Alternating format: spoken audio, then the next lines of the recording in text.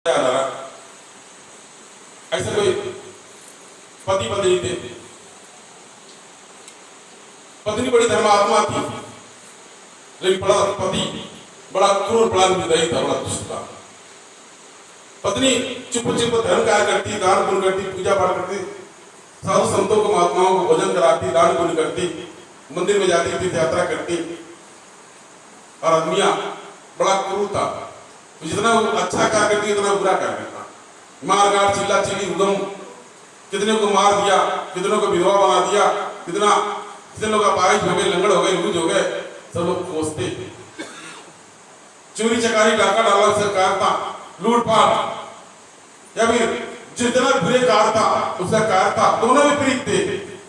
जो धर्मपत्नी के नाते, पति के नाते उसकी धर्मपत्नी उसका साथ देती।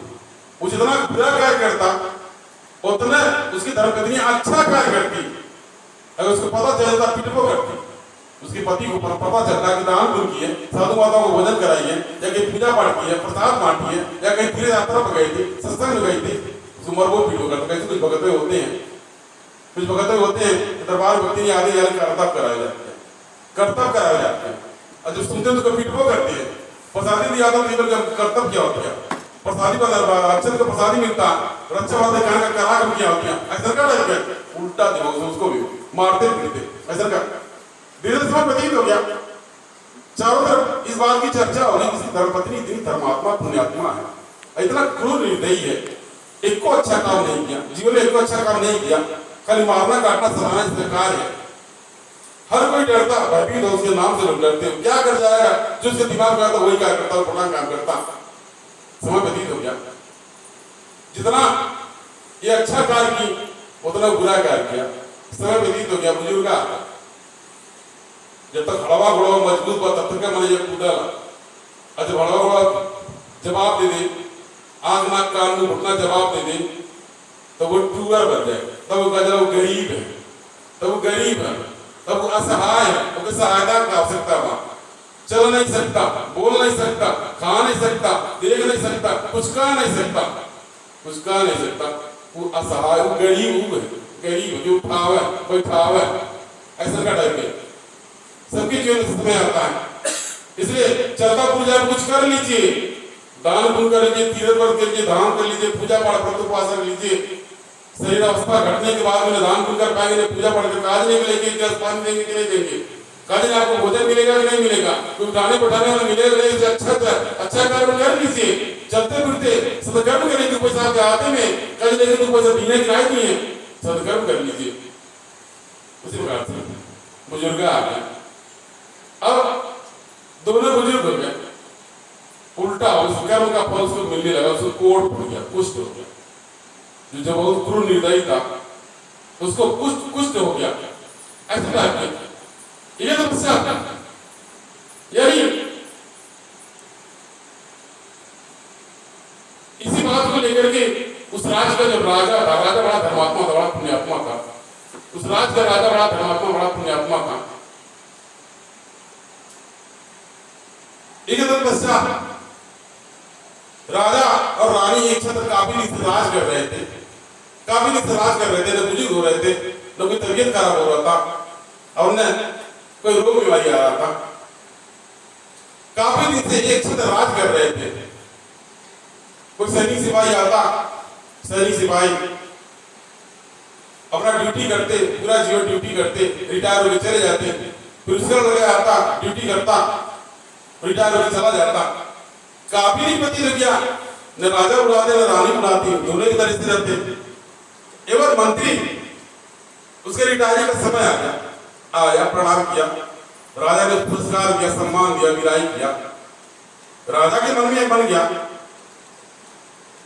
कि मंत्री मेरे पास आया था, छोटा सा बच्चा था, मतलब किशोरावस्था में आया था, अब पूरा जीवन इसने ड्यूटी की, मेरी सेवा किया, आज हमारे जाके बुढ़ा गया, बुजुर्ग हो गया, अब ड्यूटी से इसको विदा मिल रहा है, अब इसका लगा कि मेरा मेरी सेवा करेगा। ऐसे कितने मंत्री आए गए, कितने मंत्री के लड़के आगे ड्यूटी किए, सैनिक सिपाही के लेके ड्यूटी किए, बुढ़ा गया, आगे मर भी गए, चले गए। कि तो हम ऐसे क्या बात है, हम राजा और रानी ऐसे हैं, छत्र ऐसे हैं, न कोई शत्रु है, न बीमार पड़ रहे हैं, न बुजुर्ग हो रहे हैं, हम ऐसे हैं, ठीक है, क्या बात है। राजा बड़ा बड़ा चिंतित हुआ इस बात को लेकर के, सही है, काफी नहीं समझते हैं, एक छत्र राज कर रहे हैं, हम क्या करें। रात भर राजा इस प्रश्न को खोजता रहा। प्रातः काल हुआ, अपने राजगुरु के पास पहुंचा। राजगुरु के पास पहुंचा, राजगुरु ने देखा कि राजा बड़े सवेरे प्रातः काल अपने रथ को खुद हाँकते हुए आ रहा। क्या बात है। राजगुरु कुटी से बाहर निकले, कुशल से पूछा, बैठा, महाराज लगता है कि आपको रात निद्रा नहीं आया, बात क्या है, आपने हमको आदेश दिया होता, हमको बुलाया होता। राजा का उत्तर विलंब हो जाता। क्या बात है, कौन सी बात, क्या बात, किस बात की चिंता में फंसे, अब क्यों तरह दुखी परेशान लगते हैं। तो राजा ने अपना प्रश्न किया, अपने राजगुरु से प्रश्न किया कि काफी वर्षों से हम देख रहे हैं, हम जिस अवस्था में, हम राजा और रानी उसी अवस्था में है, हमने बुजुर्ग होते हैं, न कोई बीमार पड़ते हैं, न मेरा कोई शत्रु है, न कोई आवश्यकता, हम ठीक ठाक से, हमारे प्रजाजन में सुखी है, ठीक ठाक सब कुछ। राजगुरु जानते थे, उन्होंने कहा, राजा जाइए, आपको प्रजाजन की बड़ी आवश्यकता है, आप पिता के समान अपने प्रजाजन का ध्यान देते हैं, आप धर्मात्मा पुण्यात्मा, जाइए, इस बात को नहीं उलझिए। राजगुरु ताल मडल करने लगे। राजा ने कहा, नहीं, आपको बताना होगा बात क्या है, आखिर बात क्या है, जिस कारण न हमारी मृत्यु हुई, न बुजुर्ग हुए, न बीमार पड़े, न हमारा कोई शत्रु है, बात क्या है। राजा बार बार राजगुरु को प्रयास करते, मुझे बताइए। राजगुरु बार बार समझाते, लेकिन राजा नहीं मानता। राजा की जिद पर उसने हट कर लेना को बताना पड़ेगा। राजा के हट पर राजगुरु ने ध्यान से देखा, और जब राजा का पिछला जन्म देखा, वह भी यानी कांप गए, उनको भी भय हो गया। अगर राजा के ये पिछले जन्म को जान जाके हमारा बदन करवा देते, वो मार देते। अब क्या था, राजा ने पूछा, बात क्या है। राजगुरु कहा कि महाराज जाइए, अपना कार्य देखिए, अब इस बात को ले जाइए। राजा ने आपको बताना पड़ेगा बात क्या है। राजगुरु ने कहा, महाराज यदि आप इस बात को जान लेंगे आपकी मृत्यु हो जाएगी, इसलिए आपके इन्हें जानना ही उचित है। अब जाइए, दरबार देखिए, आप धर्मात्मा पुण्यात्मा राजा हैं, आपकी बड़ी आवश्यकता है। राजा को सूखा बढ़ता गया, कौन सा ऐसा बात है। राजा ने आपको बताना पड़ेगा। जब राजा ने जिद किया, हट कर दिया, तब राजगुरु ने कहा कि मुझे वचन देना होगा कि आप मेरे बात को सुन करके अब मुझे प्राणदंड नहीं देंगे, मुझे आप अभय दान पहले दीजिए, वचन दीजिए, मेरे वचनों को सुन करके आप प्राणदंड नहीं देंगे। आप क्या था, राजा ने वचन दिया। राजगुरु पिछले ध्यान में गए और राजगुरु ने ध्यान में बताया। तब राजगुरु ने ध्यान में बताया, महाराज आज आप राजा हैं और जो आप महारानी है, पिछले दिन आप राजा नहीं थे। राजगुरु ने बताया उस राजा को कि आज जो आप राजा रानी बनकर के बैठे हैं, पिछले जन्म में आप राजा और रानी नहीं थे, बड़ा क्रूर, बड़ा निर्दयी थे। ये जो महारानी आपकी है, यानी बड़ी धर्मात्मा पुण्यात्मा थी, आज आपकी रानी बनी है, उस समय भी रानी थी, और आप यानी आपकी रानी नहीं थी, एक साधारण थी, किंतु आप बड़ा अत्याचारी दुराचारी थे। आपने कोई भी कार्य अच्छा नहीं किया, अपने जीवन में आपने कोई कार्य अच्छा नहीं किया। कितने को सताना, मारना, लूटपाट करना, हाथ पर काट देना, विधवा बना देना, आपके ये कार्य है। हर बुरे कार्य में आपको अच्छा लगता, किंतु आपकी धर्मपत्नी जो आपकी महारानी है, उसमें भी आपकी धर्मपत्नी थी, बड़ी धर्मपत्ता पुण्यात्मा थी, आपकी चिप्पू चिप्पू दान देती, पूजा पाठ करती, भोगों को भोजन कराती, आपको पता चलो तो बर्फो फिट वो करते, तो उचित नहीं होती। ऐसा प्रतीत होता क्या, ये बच्चा चलता फिर जाता, आपने कोई भी कार्य अच्छा नहीं किया, और जब आपका अवस्था गिरने लगा, बुजुर्ग होने लगे, आपको कुछ हो गया, आपको कुछ हो गया, कोट फट गया, आपके भाई पड़दार सबने आपका साथ छोड़ दिया, जब घसाई होने लगा, जितना आपने अत्याचार दुराचार पाप किया था उसका फल मिल रहा है। अब सही से टीप मुहात पानी लगता, जहां बढ़ती चींटी मच्छर मक्खी घेरते, दुर्गंध आता, बदबू आता, आपके वक्त को नाक बंद करके चला जाता, हिन्ना लगता। किंतु आपकी धर्मपत्नी जो महारानी है, उसमें आपकी धर्मपत्नी बड़ा सती थी, बड़ा सती था। अभी बड़ी सेवा करती, बड़ा सेवा करती, आपको संतुष्ट रखती। यानी एक समय ऐसा आएगा कि आपके घर परिवार वाले आपको निकाल दिया, आप क्योंकि आप कुछ हो गया था, दुर्गंध भी आ रहा था, आप बुजुर्ग भी हो गए थे। जहां जाते लोग हंसते, जहां जाते लोग उपहास अपनी करने का फल मिल रहा है इस तरीके से।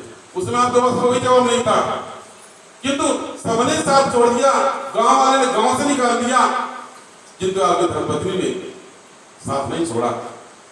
जब किसी ने शरण नहीं दिया, जहां जाते कुकुर भूखते, मक्खी लगते, दुर्गंध आता, पूरा पशु प्यार देता, लोग नाक बंद करके जाते, ऐसे स्थिति। किंतु आपकी धर्मपत्नी अब इस सेवा में लगी रहती। जब कहीं शरण नहीं मिला, एक मंदिर था, माता जी का मंदिर था, देखने में खंडहर बन गया था, समय की गति के अनुसार से वो खंडहर बन चुका था, लेकिन मंदिर था। जब कहीं शरण नहीं मिला, राजगुरु का जब कहीं शरण नहीं मिला, तो आपकी धर्मपत्नी आपको लेकर उसी मंदिर में जाकर रहने लगी, उसी मंदिर में जाकर रहने लगी। आप कर आते दुख भरा जीवन व्यतीत करते, आपकी धर्मपत्नी चूल्हा चौका करके आप भोजन कराती, इलाज कराती, जहां तक बल पड़ता, जहां तक बल पड़ता तहां तक सेवा करती।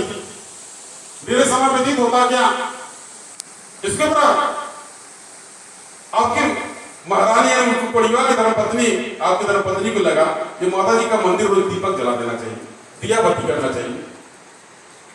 जब तक कुछ काम काज करती, कुछ तेल इत्यादि के प्रबंध करती और दिया जला देती। और जब अभी बीमार हो गई, अस्वस्थ हो गई, बुजुर्ग हो गई, बीमार हो गई, कुछ कार्य करने लायक नहीं रहे, तो उनके मन में आता हम दीपक कैसे जलाएं। तो अपने आंचल का थोड़ा थोड़ा कोना फाड़ के रोज जला देती। जब संध्या होता थोड़ा सा आंचल का कोना फाड़ती, जला देती। ऐसा ऐसा रोज करते करते आपका साड़ी, आपका इनका साड़ी आधा रह गया, साड़ी आधा रह गया। आप क्या था कि तुमने अपना संत धर्म नहीं छोड़ा, कितना भी पतिया, कितना दुख आया, कितने धर्मात्मा पुण्य आत्मा की कबूल पसंद नहीं किया, किंतु जगदम्बा आपके इस क्रियाकलाप को देख रही थी। अब राजगुरु ने कहा कि आपका महाराज, आपका समय आ गया था, आप कुष्ठी थे, आपकी धर्मपत्नी बीमार थी, आप भी बीमार थे। संजोग से उस राज्य का राजा अपने दल बल से कहीं जा रहा था और संध्या काल हो गया था। राजा ने आदेश दिया कि आज पड़ाव यही पड़ेगा, यही भंडारा बनेगा, हम यही रुकेंगे, विश्राम करेंगे, प्रातः काल में चलेंगे। राजगुरु का आप कुष्ठी थे, कोड़ी थे, उन लोगों को नहीं पता था। आप उनको यही देख रहा था, लेकिन आप उनको देख रहे थे। अब टुकुर टुकुर टुकुर टुकुर एक फिर से निहार रहे थे, उस राजा को निहार रहे थे। राजा का आसन लग गया, कोई चरण दबाता, कोई पंखा जलता, कोई घोड़े को असफल मानता, कोई भंडारा बनता, कोई मृदंग बजता, कोई कुछ और होता।